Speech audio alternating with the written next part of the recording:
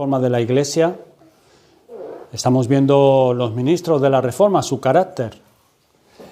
Abran sus Biblias en Tito, en la epístola de Tito, capítulo 1.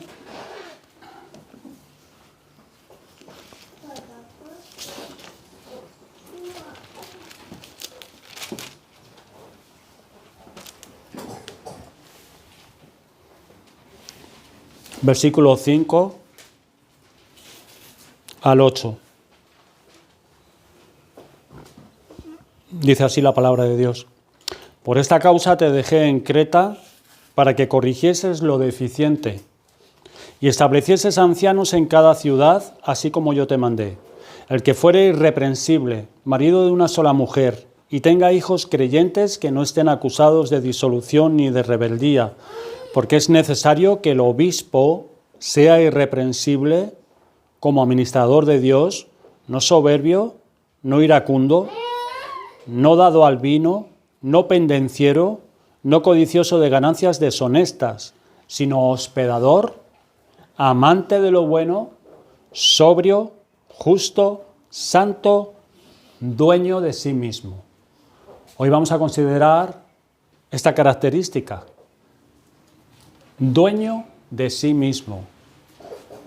Les recuerdo que esto no es solamente para los aspirantes que quieren ser pastores, a los candidatos. Lo he dicho en muchas ocasiones. Este es el molde por el cual todos los creyentes tienen que tener este carácter. Es el molde. Ahí tenemos que caber en nuestro carácter. Es para todos los creyentes. La reforma de la Iglesia, según la Biblia, es el objeto de esta serie de sermones que estamos considerando. Pero esta reforma necesita más que buenos deseos. El que la Iglesia mejore y sea más acuerdo al modelo del que se nos habla en las Sagradas Escrituras requiere un planteamiento más complejo. La reforma de la que hablamos precisa, por un lado, una clase de corazón con el que efectivamente podamos entregarnos a tal cosa. Si no está el corazón, no se va a entregar la persona a la reforma. A esto hay que sumarle una conciencia del peligro real que debemos encarar, la apostasía. Y por último hay que saber qué pasos dar para llevarla a cabo. No vale cualquier reforma, hay que saber qué pasos hay que dar. Estas son las tres grandes cuestiones a las que hemos querido ir dando respuesta en esta serie. No podemos, hermanos, perder de vista que es una reforma según la Biblia, dado que hay iglesias que hacen reformas de sus doctrinas, reformas de sus prácticas, su culto, pero según otros patrones o metas y no la Biblia. Reformas que se hacen en iglesias para adaptar la doctrina y la práctica a la mentalidad de la sociedad de hoy. Se piensan que hay que ir transformando a la iglesia para hacerla atractiva a lo que el hombre de hoy le gusta, le atrae o tiene como valioso. Pero esto no es la reforma que nos ocupa a nosotros. El Evangelio y sus doctrinas no necesitan adaptarse a los nuevos tiempos, más bien deben aplicarse a los nuevos tiempos. La doctrina del Evangelio no se queda atrás. Es la respuesta de Dios al hombre a través de los tiempos. No es algo anticuado. El Evangelio es necesario para el día de hoy como lo fue en el primer siglo. Nuestro trabajo está en entenderlo y aplicarlo, pues permanece como la verdad inmutable que el hombre de todas las edades necesita. Entenderla y aplicarla. La epístola de Tito nos da las pautas para esta última cuestión. ¿Qué tenemos que hacer para llevar a cabo la obra de la reforma en la Iglesia? Pues esta carta fue escrita con tal finalidad. Al comenzar a leerla, lo primero que vemos es el establecimiento de los pastores en esas iglesias, que estos son piezas importantes en esta tarea de la reforma según la Biblia. Eso es imprescindible para llevar a cabo una reforma en la Iglesia. ¿Qué aspirantes pueden entregarse a esta obra? No vale todos. No es porque seas hombre ya vales para obispo, ya vales para pastor. Estamos viendo una serie de requisitos que se pide. Si no tiene esos requisitos, no puede ser pastor. Por mucho que anhele, por mucho que quiera, por mucho que desee, no puede ser. Pero aquí hay unos requisitos, los que aquí están descritos, esos que están entregados a la transformación espiritual por medio de la fe y obediencia al Evangelio. Esos son los aspirantes. Los pastores que ya llevan tiempo también necesitan repasarla. También. La Iglesia tiene que saber también estos requisitos y su explicación. No solamente saberlo, sino que realmente qué significa cada requisito, como estamos estudiando, como estamos viendo. La Iglesia tiene que saberlo, pues en cualquier momento puede y debe velar por la integridad de sus pastores. Si desconoce esto, ¿cómo va a velar por sus pastores? Y las reglas divinamente establecidas para evaluarlos las tenemos aquí, a los que ya son pastores. Y por otro lado, si Dios está trabajando con alguno de entre nosotros para el oficio pastoral, la Iglesia precisa conocer qué áreas de la vida, y nosotros también, aquellos que anhele el oficio pastoral, tiene que valorar y precisamos conocer qué áreas de la vida espiritual necesitamos desarrollar. Porque a lo mejor esos que son aspirantes, sí están bien, están en esa transformación espiritual, pero hay algunas características que ahí están un poco, pues ellos tienen que evaluarse también, la Iglesia también, y en humildad y en amor hay que ir, hermano, mira, viene esto, pero mira, y esto, para que el hermano, oye, pues ahí estoy descuidando esa área, pues ahí me tengo que enfatizar y ser diligente. Bueno, esto era a nivel de introducción. Vayamos al tema, versículo 8, dueño de sí mismo. Las últimas 3 virtudes del versículo 8, que vimos la semana pasada, justo, santo, y ahora es dueño de sí mismo, tienen un fondo común, aunque apunte a lugares diferentes. Tanto justo, santo como dueño de sí mismo definen a un hombre en cuyo corazón la ley de Dios ocupa un lugar destacado en su alma. Esta ley ha venido a ser como la referencia, la brújula, a la que consulta para saber guiarse en esta vida. En las palabras de Hebreos 8, capítulo 10, Dios ha puesto, nos dice ahí el autor, que Dios ha puesto su ley en la mente de ese hombre, la ha escrito en su corazón. Por lo tanto, su alma trabaja con la ley de Dios, como un elemento de mucho peso. Sus pensamientos, emociones y voluntad están ahora condicionadas por esta ley que tiene escrita en su alma, en su mente. Esto entonces define una manera de andar con los demás. La ley de Dios está escrita en su mente, en su corazón. Eso quiere decir justo, que define una manera de andar con los demás. No lo que él piensa, no lo que él cree, sino la palabra de Dios. ¿Cómo me tengo que relacionar yo con los demás? ¿Cómo debo andar yo con mi prójimo? La ley de Dios es toda una referencia de cómo debe estar y andar con su prójimo, en este hombre, en esta mujer. Eso también define una manera específica de relacionarse con Dios. Eso quiere decir santo, aquí. Es una relación específica que tengo con Dios ahora. ¿Por qué? Porque la ley de Dios está escrita en mi mente, en mi corazón. Yo no me puedo relacionar con Dios de cualquier manera, porque Dios me revela de qué manera Él quiere que yo me relacione con Él. Asume esa relación ese hombre, esa mujer, bajo un sentido de compromiso con Dios. Como un deber que tiene para con Dios, quien le muestra cómo relacionarse con Él y agradarle. Y esta ley escrita en su alma también determina una manera de tratarse a sí mismo. Asume las riendas de su alma, es dueño de sí mismo. El término dueño de sí mismo, esta palabra es un término compuesto de otros dos. Es una palabra griega que significa kratos que significa poder, fuerza, kratos, y luego ego, que significa uno mismo. Esta palabra habla del hombre que tiene poder sobre las cosas y sobre su yo. Dominio que puede ejercer sobre sí mismo. Se puede traducir como ser disciplinado, como templanza, como dominio propio. El que somete a su propio cuerpo, que lo puede poner bajo servidumbre. Eso es dueño de sí mismo. Aparece en 1 Corintios 9:25, que dice Pablo, escribe allí a esa iglesia y a nosotros: todo aquel que lucha de todo se abstiene. Ellos a la verdad para recibir una corona corruptible, pero nosotros una incorruptible. Se abstiene.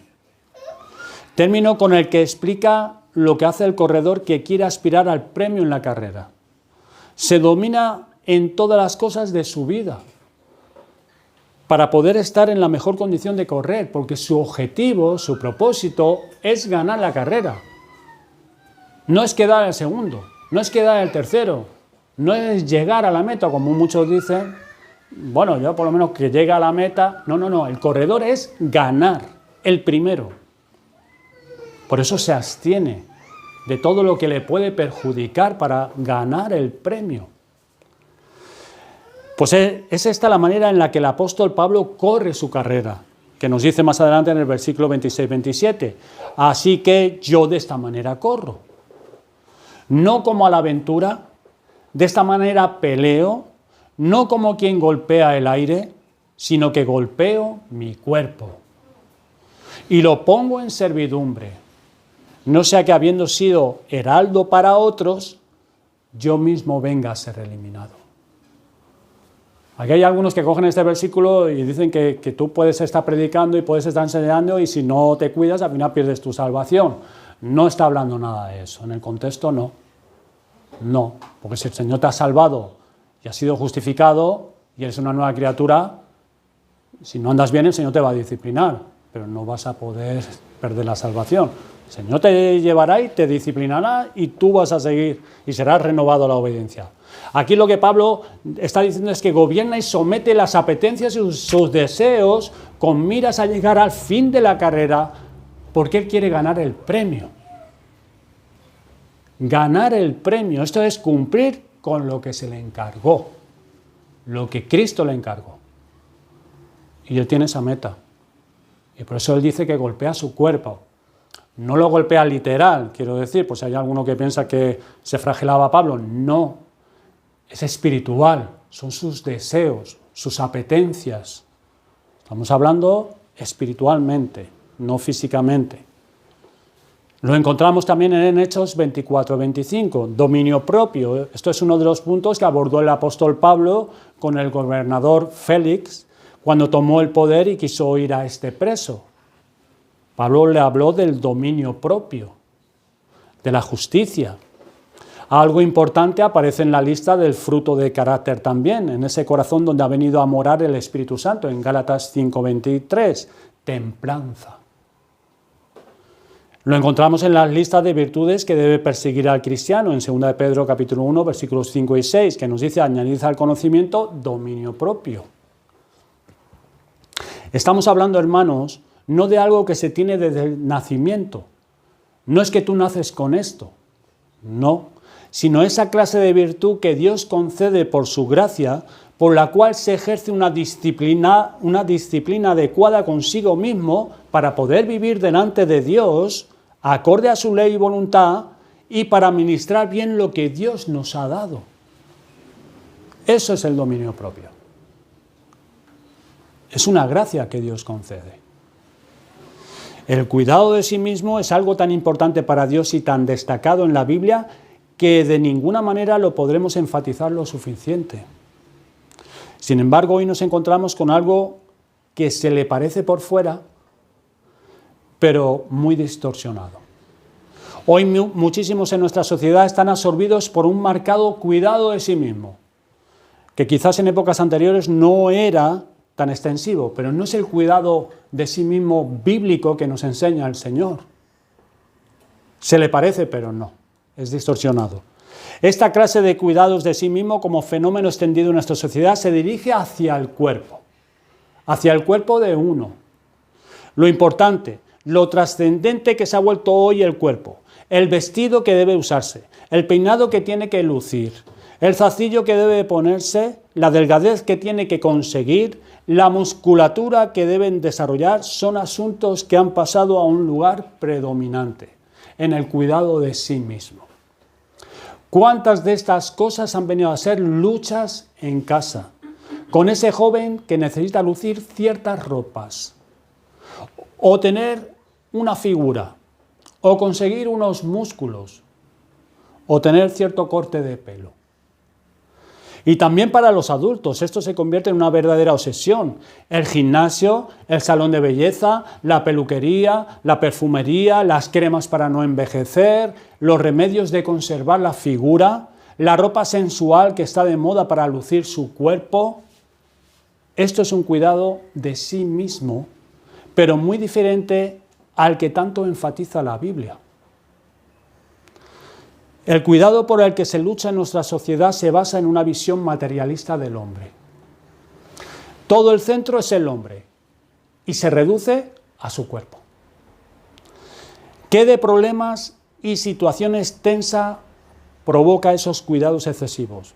Problemas en su entorno, con sus obligaciones y responsabilidades, problemas económicos e incluso problemas de salud. ¿Cuántas personas no pueden estar tranquilamente sin ir al gimnasio? ¿Cuántas discusiones y riñas en casa por la ropa, por la comida, los adornos del cuerpo? El cuidado de sí mismo que nos enfatiza la Biblia consiste, muy diferentemente, en adquirir ese poder y fuerza con las que se puede aplicar la ley de Dios sobre los pensamientos, los sentimientos, sobre la voluntad, a fin de que puedas vivir bajo el agrado de Dios, para que puedas desarrollar una idea más clara de cuáles son tus responsabilidades, que ahora tienes sobre tus hombros para que las puedas atender. Es el poder y la fuerza. Recordar Proverbios 4:23, sobre toda cosa guardada, guarda tu corazón, porque de él mana la vida. No hay cosa sobre la que tienes que ejercer más cuidado, que debe ser de tanta preocupación para ti como tu propio corazón. Los hermanos que ya llevan años en el Evangelio lo saben. Porque desde ahí tú tomarás las decisiones y emprenderás los caminos que te serán para tu dicha o para tu miseria, para tu vida o para tu muerte. Guarda tu corazón, cuida tu corazón por encima de toda cosa que tú tengas que cuidar, porque de él, dice la Escritura, mana la vida. Es triste que muchos en el cuidado de sí mismos desechan a un lado lo que es más valioso en ellos. Se afanan, luchan, discuten y pelean por su cuerpo y dejan su corazón de cualquier manera. Vayamos a la raíz del problema y no nos quedemos en los síntomas, sino a la raíz del problema. Estamos hablando, hermanos, de poder, fuerza, sobre uno mismo, esa clase de facultad que se puede expresar en dominio para ejercer sobre sí mismo, poner bajo servidumbre mi propia persona. Lo que ha pasado con el hombre es lo que Dios nos describe en muchos lugares de las Sagradas Escrituras, que los deseos carnales, los deseos pecaminosos, han llegado a tener una posición dominante, una fuerza tal sobre nosotros que hacemos lo que estos quieren. Nosotros, decía Pablo en Efesios capítulo 2, versículo 3, vivimos en otro tiempo en los deseos de nuestra carne, haciendo la voluntad de la carne y de los pensamientos, y éramos por naturaleza hijos de ira, lo mismo que los demás. Aquí describe al hombre que no está bajo el gobierno y la gracia de Dios. Dice que en otro tiempo vivíamos en los deseos de nuestra carne. haciendo la voluntad de la carne y de los pensamientos, haciendo su voluntad, lo que la carne quería. Esto es lo que quiere decir también esta importante afirmación en Romanos capítulo 6, versículo 17. Erais esclavos del pecado. Esclavos. Esto es, estábamos bajo servidumbre. El poder de los deseos pecaminosos de nuestro corazón se salían con frecuencia con la suya para llevarnos a una vida de desagrado delante de Dios. Y eso hasta en los niños pueden observarlo, los que son padres. Pues lo están sufriendo y experimentando como padres, incluso ellos mismos. ¿Cuántas veces, mamá, yo no quiero ser así, pero es que no sé por qué soy así? Y te lo dice tu hijo.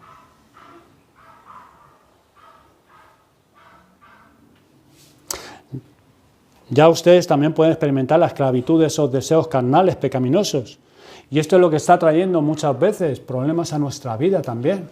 Nuestra carne, nuestros deseos, nuestras pasiones, que salen porque eso sigue ahí. Ya no nos domina como antes, pero eso sigue estando ahí. Los deseos, las pasiones. ¿No te pasa a ti que tú sabes lo que deberías hacer? ¿Qué es lo bueno con tus padres, hermanos, con los demás, pero esos malos deseos en ti te llevan a hacer otra cosa? ¿No te pasa que oyes el Evangelio, la enseñanza de lo que Dios dice, reconoces que es verdad y que Dios dice tal cosa en su palabra y que es buena la enseñanza y que es bueno eso que dice Dios, que no puedes decir lo contrario, sin embargo no abrazas esa verdad? ¿Tienes otros deseos fuertes y pones a Dios en un segundo lugar? Ponemos en un segundo lugar a Dios cuando no obedecemos la palabra de Dios, que Él nos dice claramente lo que tenemos que hacer y no lo hacemos. Es difícil, es duro, hermanos. Menospreciamos a Dios, porque es más fuerte tu deseo, tu pasión. Ese es el poder de los deseos pecaminosos obrando en ti y en mí. Esto mismo es lo que esclaviza a los hombres para que no hagan lo que dice la ley de Dios. Sabes, si eres estudiante, sabes que debes de estudiar, cumplir con tus responsabilidades en el instituto, en la universidad.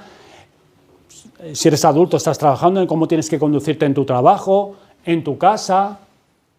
Pero los deseos de otras cosas tiran de tus pensamientos. Y no te dejan tranquilo, quieren arrastrarte a que dejes tus deberes, lo que el Señor te manda. Y así un día, y otro día, y otro, y te atrasas, y vienen los problemas. Vienen los problemas en tu casa, en tu comunión con el Señor, en tu trabajo. Los deseos carnales pueden en tu alma y no te explicas cómo eres así. Saúl nos da un ejemplo de un hombre carente de tal dominio, lo que deja al hombre bajo el dominio de deseos carnales. Miren en 1 Samuel capítulo 24, vayamos ahí un momento, vamos a usar de ejemplo a este rey impío. Samuel 24, versículos 16-17. Aquí en este capítulo David le perdona la vida a Saúl. Saúl había entrado en la cueva a hacer sus necesidades y ahí estaba David con unos hombres suyos. Y los hombres que acompañaban a David vieron la oportunidad y le dijeron a David, esta es tu oportunidad, quítale la vida. Pero David no quiso, porque temía a Dios. Y sabía que Dios le iba a dar el reino, él no iba a matar a Saúl. Y entonces aquí en el versículo 16, David ha subido a una montaña y empieza a gritar en alta voz a Saúl. Y aconteció que cuando David acabó de decir estas palabras a Saúl, Saúl dijo, ¿no es esta la voz tuya, hijo mío David? Y alzó Saúl su voz y lloró. Aquí algunos dirían, mira, Saúl está arrepentido, está llorando. Mira, llama a hijo mío, a David, está arrepentido del mal que ha hecho. Y dijo a David, más justo eres tú que yo, que me has pagado con bien, habiéndote yo pagado con mal. Tú has mostrado hoy que has hecho conmigo bien, pues no me has dado muerte, habiéndome entregado Jehová en tu mano. Qué arrepentido Saúl, llorando y todo, echando lágrimas, pues ya está arrepentido. Pues no. Lo vemos diciendo cosas buenas acerca de David, este siervo suyo que sería rey, pero después le domina los malos deseos contra David otra vez. Porque nos dice luego en el 26, versículo 2, Saúl entonces se levantó después y descendió al desierto de Zif, cuando oyó que David estaba en aquel desierto, llevando consigo 3.000 hombres escogidos de Israel para buscar a David en el desierto de Zif. Y él fue a buscar a David, no fue para hablar con él ni para tener un almuerzo en el desierto, sino para matarlo, con 3.000 hombres escogidos, para matarlo. ¿Sabe que David es bueno? ¿Sabe que David le ha sido fiel siempre? ¿Que está haciendo lo que debe? ¿Que Dios está con él, con David? Pero a la hora de la verdad, son los malos deseos contra David los que le dominan, los que prevalecen en Saúl.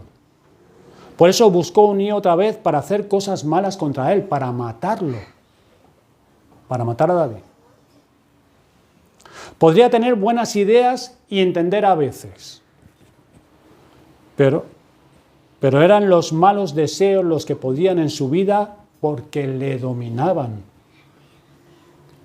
Esta es la raíz del asunto que estamos viendo. El dominio propio se establece como requisito porque el hombre que vive aparte de Dios, que no está bajo su gracia y poder, está sin los recursos para dominar sus deseos carnales y pecaminosos.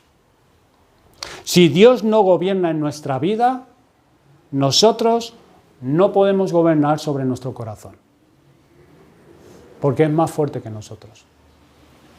Si Dios no gobierna en nuestras vidas, nosotros no podemos tener dominio sobre nuestros deseos y pasiones. Dios nos puso para que nos enseñoreemos sobre todas las cosas. Al principio en la creación, Génesis 1:28. Pero eso solo lo podremos hacer estando bajo su autoridad. Cuando el hombre pecó y quiso basarse en su sabiduría, su criterio, su poder y cualidades, perdió el poder. Ni siquiera puede gobernar su propio corazón, ni sus deseos. No puede, porque son más fuertes que él. Él queda como esclavo de esas cosas, esclavo de sus pasiones, esclavo de las apetencias de la carne, cautivo de sus malos pensamientos. Ya lo decía Cristo, el que hace pecado, esclavo es del pecado. Pues no es la ley de Dios lo que rige, sino los deseos pecaminosos del corazón. Por eso el apóstol Pablo, cuando habló con el gobernador, que antes hemos citado, Félix, le tocó este asunto en Hechos 24-25 para que comprendiera qué estaba pasando en su propia vida, en este gobernador. Dice que Félix se espantó cuando Pablo empezó a disertar sobre la justicia, el dominio propio, el juicio venidero, y este hombre se espantó. Dijo, vete, ya cuando tenga oportunidad te llamaré. Se espantó, porque en su vida estaba mal delante de Dios. Hacía cosas contra la ley de Dios, dado que era esclavo de sus deseos y pecados, porque carecía de tal dominio. ¿Y por qué carecía de tal dominio? Pues porque no estaba bajo el gobierno de Dios, no estaba bajo la autoridad de Dios.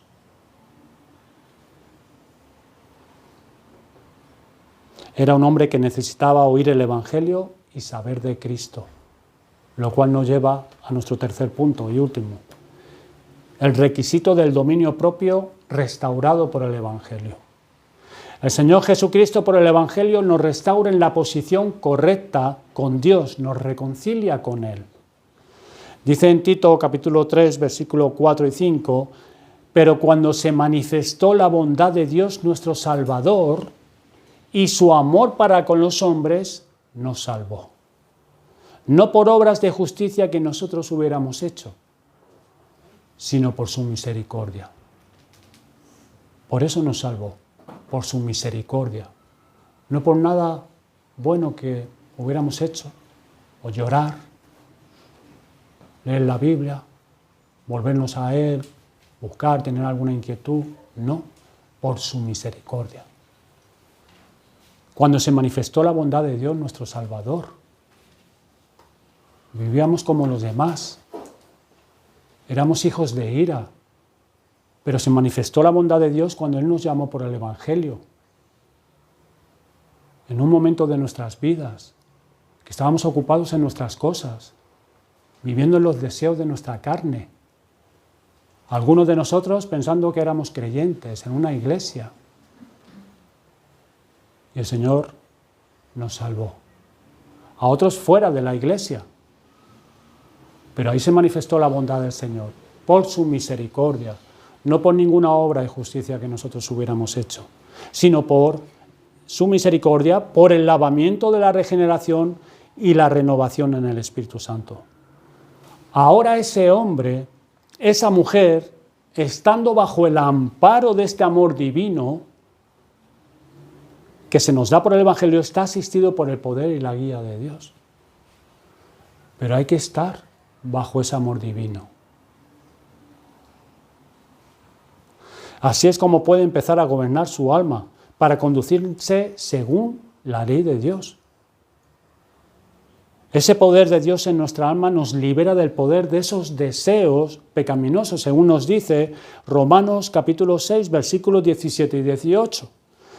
Pero gracias a Dios que aunque erais esclavos del pecado, habéis obedecido de corazón aquella forma de doctrina a la cual fuisteis entregados, y libertados del pecado, vinisteis a ser siervos de la justicia.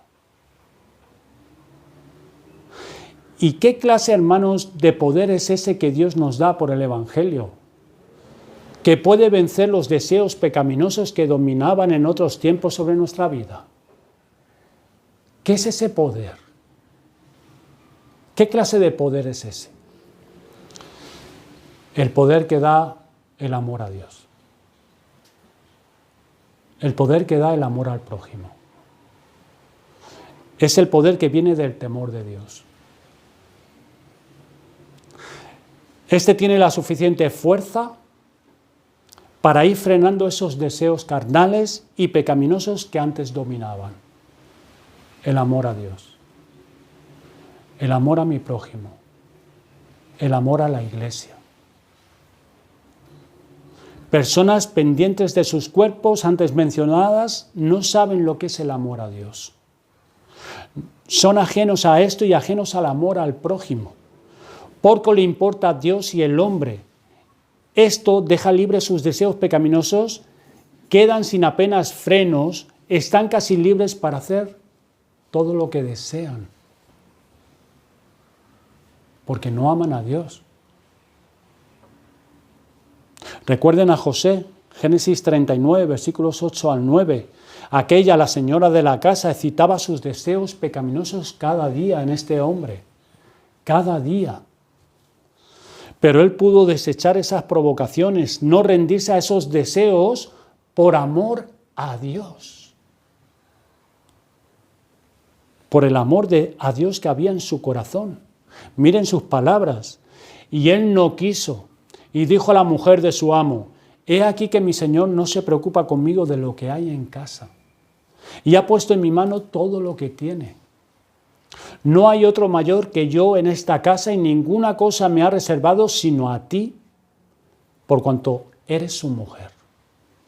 ¿Cómo pues haría yo este grande mal y pecaría contra Dios?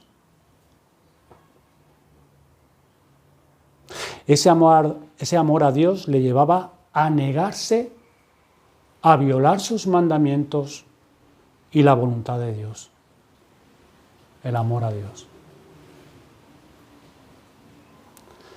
Pero es que ese amor a Dios le llevaba también a amar a su amo y tener un profundo respeto hacia él. No podía traicionar la confianza que su amo había depositado sobre él. El amor a Dios le llevaba a amar al prójimo. Y eso proporciona el poder para que con la ayuda de Dios frenase los deseos pecaminosos. Yo no puedo hacer esto. Yo no puedo pecar contra Dios así. Ni contra mi prójimo, contra mi amo. ¿Cómo voy a pecar contra mi amo? Quien ha depositado toda su confianza sobre mí. José amaba a su amo. Y amaba a Dios. Esa es la clase de poder que se nos da para poder frenar nuestros deseos y pasiones. El amor a Dios, el amor a nuestro prójimo. El Evangelio nos trae a comprender y recibir el amor de Dios a nosotros en Cristo. Y este amor de Dios en nosotros engendra una respuesta de amor a Él. Cuando comprendemos el amor de Dios y recibimos ese amor de Dios, eso no se puede quedar así. Tiene que engendrar un amor, una respuesta de nosotros a Él, de nuestro amor a Él. Esto representa un tremendo freno contra los deseos pecaminosos que desagradan a Dios y violan su santa voluntad. Así es el amor a Dios. Así es el amor al prójimo. El amor a la obra por la que Cristo se entregó, la Iglesia. Así es el amor a la gloria de Cristo en medio de su pueblo. Es un poder fuerte con el que podemos luchar contra nuestros malos deseos que hay en nuestro corazón, que nos llevan a violar la voluntad de Dios y abandonar a Cristo. Recuerden Lucas 19:28. Ya estoy acabando. El joven rico, por sus codicias, dejó a un lado el Evangelio. Sus deseos carnales le impedían oír y recibir la palabra de Cristo que Cristo le daba, porque prevalecían sus deseos, sus pasiones. Como hoy quizás te pasa a ti, tus deseos carnales y tus pasiones desordenadas te impiden oír y recibir las palabras de Cristo y sus bendiciones. Ese joven rico tan cerca de Cristo, tan cerca de ser bendecido por Cristo, estuvo hablando con Él cara a cara. El Señor le dijo, sígueme. Pero no, pudo más sus deseos, pudo más sus pasiones. Y se marchó como vino, esclavo de sus deseos, esclavo de sus pecados. Pero sus discípulos pudieron dejarlo todo. Pudieron sofocar sus deseos, porque eran hombres como nosotros. Y pudieron sofocar sus codicias, que nos atan a las cosas de este mundo. ¿Y cómo fue eso? El amor a Cristo. El amor a la verdad que Cristo les enseñaba fue el estímulo suficiente para decir, no, no, no. Para crucificar esos deseos hacia las cosas de este mundo que son un freno para ir en pos de Cristo. No, no. Por ahí no. Esto es libertad. No estar condicionado por los deseos de la carne, sino por Cristo y su palabra. Segunda de Timoteo capítulo 2, versículo 10, por tanto todo lo soporto por amor de los escogidos, decía Pablo, para que ellos también obtengan la salvación que es en Cristo Jesús con gloria eterna.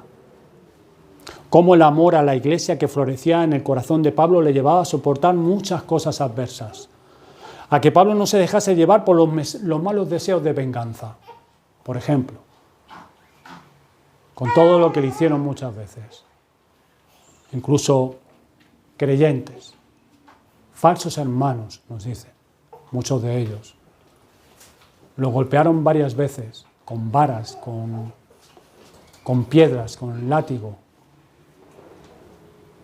para poder guardar su corazón, no dejarse llevar por la venganza o por la indiferencia, o la apatía, o por la pereza, o el temor al hombre, como muchos se apartaron y cedían a lo que querían los judaizantes, porque temían al hombre. Pero Pablo no. Pudo controlar sus deseos, sus pasiones. ¿Por qué? Por amor a Cristo.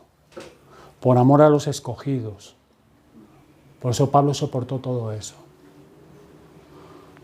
Todos esos deseos los sofocaba, pues tenía dominio propio. El amor a los escogidos, a los que creerían en el Evangelio.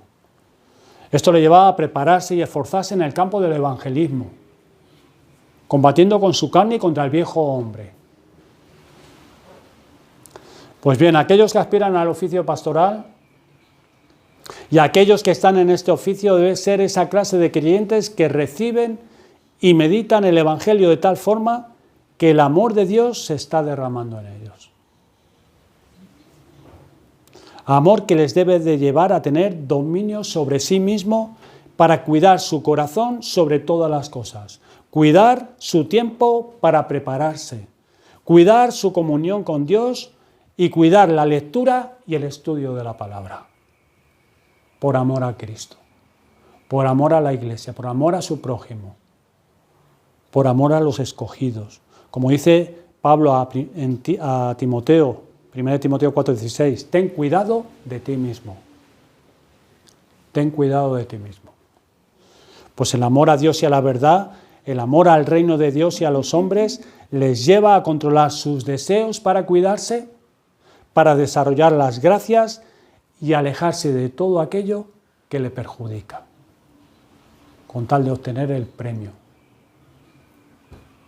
El poder de Dios por el Evangelio se traduce en un cuidado de sí mismo, controlando sus deseos, gracias a lo cual su aprovechamiento se hace manifiesto a todos, pues va creciendo en gracias delante de Dios y de los hombres. Hermano, ¿por qué no controlas tus deseos? ¿Por qué admites lo valioso del Evangelio, pero luego vas por otro camino? Dios derrama su poder, su amor por el Evangelio en nuestros corazones. ¿Por qué no le pedimos a Dios ayuda y buscamos tal cosa donde Dios nos lo da? Así obtendremos dominio propio para nuestras vidas. Vamos a pedir al Señor bendiga su palabra.